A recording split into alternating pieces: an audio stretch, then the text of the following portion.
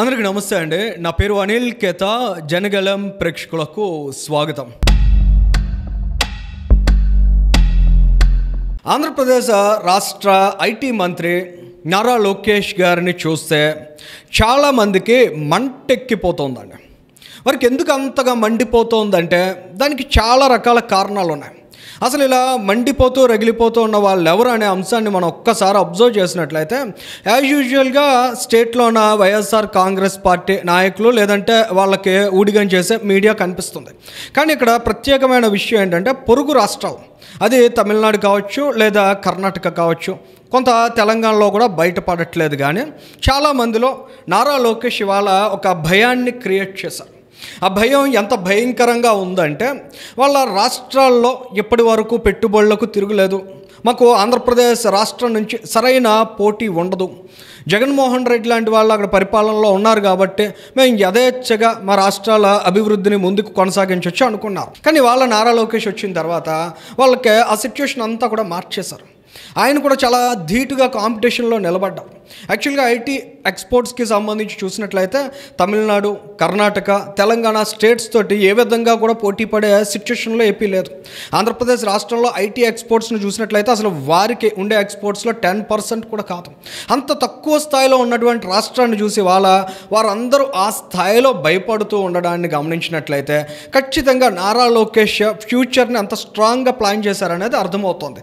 సరే, ఆంధ్రప్రదేశ్ స్టేట్లో ఉన్నటువంటి వైఎస్ఆర్సీపీ ఏం మాట్లాడుతోంది, పక్క రాష్ట్రాల్లో ఉన్నటువంటి వారు కూడా ఎందుకు ఆ స్థాయిలో భయపడుతున్నారు అనే అంశాలను మనం ఒక్కసారి అర్థం చేసుకున్నట్లయితే ప్రపంచవ్యాప్తంగా ఇవాళ ఆంధ్రప్రదేశ్ పేరు, విశాఖపట్నం పేరు బ్రాండ్ అవుతోంది. ఆ బ్రాండింగ్ ఏ స్థాయిలో ఉందనేది నేను మీకు చూపిస్తాను. ఇంటర్నేషనల్ లెవెల్లో ఉండేటువంటి మ్యాగజైన్స్ అనేకం ఆంధ్రప్రదేశ్ పేరు, విశాఖపట్నం పేరు, నారా లోకేష్ పేరు, చంద్రబాబు నాయుడు గారి పేరు 1కి 10 సార్లు ఉటంకిస్తూ ఉండడం అనేది వాళ్ళు ఎవరు జీర్ణించుకోలేకపోతున్నారు. ఎందుకంటే వాళ్ళ చాలా ఇంటర్నేషనల్ మ్యాగజైన్స్లో స్టేట్స్లో ఉండేటువంటి పొలిటికల్ లీడర్స్ సోది ఎక్కడ కనిపించదు. ఏదైనా ఉంటే నేషనల్ లెవెల్లో ఇష్యూస్ మాత్రమే వాళ్ళు ప్రొజెక్ట్ చేస్తారు. కానీ వాళ్ళ ప్రత్యేకించి ఆంధ్రప్రదేశ్కి సంబంధించి ఈ స్థాయి బ్రాండింగ్ జరుగుతూ ఉండడాన్ని వాళ్ళు ఎవరో తట్టుకోలేక ఇది మనం ఆపగలిగేటువంటి పరిస్థితిలో లేదు, మన చెయ్యి దాటిపోయింది సిచ్యువేషన్ అనేటువంటి అంశాలు చాలా స్పష్టంగా కనిపిస్తున్నాయి. అందుకనే వాళ్ళందరి కడుపు మంటను మనం గమనించగలుగుతున్నాం. అయితే స్టేట్లో ఉన్నటువంటి వైఎస్ఆర్ కాంగ్రెస్ పార్టీ ఎంత చీప్గా ప్రచారం చేస్తుందంటే ఆ పార్టీకి సంబంధించిన సాక్షి మీడియా చెబుతోంది అమెరికా సహా కొన్ని దేశాలు వద్దన్నాయి, గూగుల్ డేటా సెంటర్పై అనేక ప్రశ్నలట, no use no jobs, Google data సెంటర్తో జరిగేది ఇదే, కొమ్మినేని శ్రీనివాసరావు జగన్మోహన్ రెడ్డికి కొమ్ముగాసే శ్రీనివాసరావు, ఇక 22,000 కోట్లు 200 ఉద్యోగాలు, ఇది గేమ్ చేంజరా అని మరొకడు మాట్లాడుతున్నాడు. సొమ్ము ఒకటిది సోకొకటిది, ఇది బతుకేనా, వచ్చింది గూగుల్ కంపెనీ కాదా, ఎంత పెద్ద మోసం, ఇలాంటి చిల్లర ప్రచారాన్ని వాళ్ళు చేస్తున్నా నారా లోకేష్ గారు నిజంగా ఈ స్థాయిలో వ్యక్తులకి సమాధానం చెప్పడం లేదంటే వారి యొక్క అజ్ఞానాన్ని ఎండగట్టాల్సినటువంటి అవసరం ఆయనకి లేకపోయినా, ఆ స్థాయిలో ఆయన లేకపోయినా ప్రజల్ని దృష్టిలో పెట్టుకుని ప్రజలకు జరగాల్సినటువంటి మంచిని దృష్టిలో పెట్టుకుని ఆయన కూడా ఐ ఓపెనింగ్ చేసేటువంటి కొన్ని అంశాలను చాలా స్పష్టంగా చెబుతున్నారు. ఇటువంటి వ్యక్తుల యొక్క దుష్ప్రచారాన్ని ఖండించే ప్రయత్నం చేస్తున్నారు. నారా లోకేష్ గారు చాలా స్పష్టంగా చెప్పారు. This week world media టెక్నాలజిస్ట్స్ and global leaders have applauded Andhra Pradesh and Vizag for the historic $15 billion Google AI hub project. Yet in this proud moment it's heartbreaking to see YSR Congress party spitting venom and trying hard to sabotage the very progress that can uplift millions అని నారా లోకేష్ గారు కూడా ఒకంత తన బాధని ఆవేదనని వ్యక్తం చేశారు. అసలు నిజంగా వైఎస్ఆర్ కాంగ్రెస్ పార్టీ కావచ్చు, పక్క రాష్ట్రాల్లో పొరుగు రాష్ట్రాల్లో ఉన్నటువంటి మంత్రులు కావచ్చు, కర్ణాటక రాష్ట్రంలో ఉన్న మంత్రి ఒక ఆయన చెబుతున్నారు ఆంధ్రప్రదేశ్ రాష్ట్రం 10 లక్షల కోట్ల రూపాయల అప్పులో మునిగిపోయింది, ఈ రాష్ట్రంలో ఆర్థిక పరిస్థితి బాగాలేదు, ఇటువంటి రాష్ట్రం అసలు ఇన్సెంటివ్స్ ఇవ్వడం ఏంటి, 22,000 కోట్ల రూపాయల ఇన్సెంటివ్స్ ఇచ్చాయి కాబట్టి ఇవాళ 1,33,000 కోట్ల రూపాయల పెట్టుబడి అనేది వచ్చింది, ఇట్లాంటి చీప్ కామెంట్స్ కూడా చేస్తున్నారు. నిజంగా ఆంధ్రప్రదేశ్ రాష్ట్రానికి ఎన్ని అప్పులున్నా దాన్ని తట్టుకుని నిలబడి ఈ రాష్ట్రాన్ని నిలబెట్టగలిగే నాయకత్వం ఈ స్టేట్లో ఉంది. అటువంటి లీడర్షిప్ వారి దగ్గర ఉందా లేదా అనే విషయాలను మాత్రం వారు అడ్రస్ చేయట్లేదు. ఇక సెకండ్ ఇష్యూ ఇన్సెంటివ్స్ గురించి మాట్లాడుతున్నారు. అదే కర్ణాటక స్టేట్కి ఫాక్స్కాన్ కంపెనీ 25,000 కోట్ల రూపాయల ఇన్వెస్ట్మెంట్స్ గతంలో ఓకే అయ్యాయి. ఆ కంపెనీకి వాళ్ళు ఇచ్చిన ఇన్సెంటివ్స్ ఎంత అంటే 6,970 కోట్ల రూపాయలు. వారికి మినహాయింపులు ఇచ్చారు కర్ణాటక రాష్ట్ర ప్రభుత్వం నుంచి. ఆంధ్రప్రదేశ్ స్టేట్ ఆ రోజుల్లో అంత యాక్టివ్గా లేదు కాబట్టి, ఈ స్టేట్లో లీడర్షిప్లో కూడా అటువంటి ఎంతూజియాజం లేదు కాబట్టి, వీరందరూ కూడా నిద్రపోయారు కాబట్టి పక్క రాష్ట్రాలు అనేక రకాల పెట్టుబడులు ఆ రోజు సొంతం చేసుకున్నారు. కానీ వాళ్ళ ఆంధ్రప్రదేశ్ రాష్ట్రం ఈ గేమ్ మొత్తాన్ని కూడా తిరగరాస్తుంది, మరి భవిష్యత్తు మీద అనేక రకాల ప్రశ్నల్ని ఉత్పన్నం చేస్తుంది. ఇక్కడ మనం చూసినట్లయితే రాయిటర్స్ వెబ్సైట్లో జూలై నెలలో పబ్లిష్ అయినటువంటి ఆర్టికల్ అండి. ఈ ఆర్టికల్లో ఉన్న విషయాన్ని ఒకసారి మనం అబ్జర్వ్ చేసినట్లయితే, Andhra Pradesh information and technology minister Nara Lokesh, who is in Singapore to discuss investments with the government and business leaders there, did not comment on the Google investment. There are certain announcements which are not yet public. In October we will make those announcements అని నారా లోకేష్ చెప్పారు. July నెలలో వచ్చినటువంటి article ఇది, October నెల ఇది. అంటే ఎంత స్పెసిఫిక్గా, ఎంత టార్గెట్ ఓరియంటెడ్గా ఆయన గూగుల్ ఇన్వెస్ట్మెంట్ని ఇక్కడ తీసుకురాగలిగారు.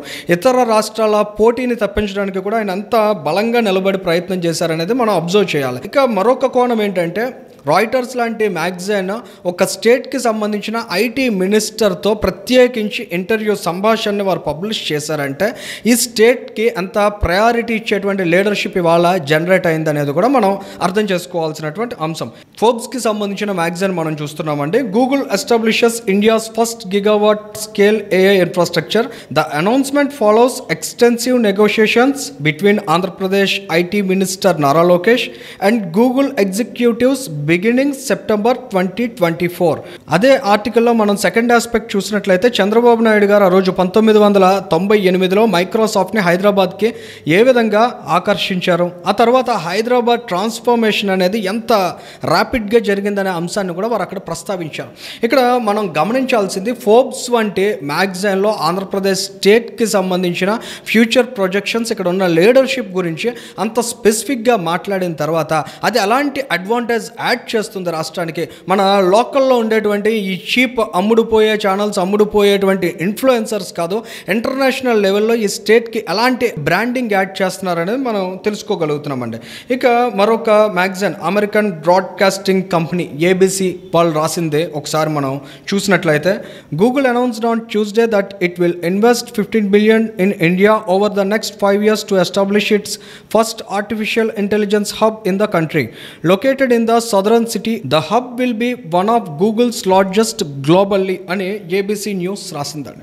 ఇక బ్లూంబర్గ్లో ఇచ్చినటువంటి డీటెయిల్స్ని కానీ మనం చూసినట్లయితే, సేమ్ $15 billion ఇన్వెస్ట్ చేస్తున్నారని చెప్తూనే, Google outlined plans for a data centre in the port city of Visakhapatnam, linked to new energy sources and a fibre optic network with Adani ConneX and Bharti Airtel as partners అని కూడా మనం observe చేయగలుగుతున్నాం. The US company said in a statement, the Indian state of Andhra Pradesh aims to host 6 gigawatt of data center capacity by 2029.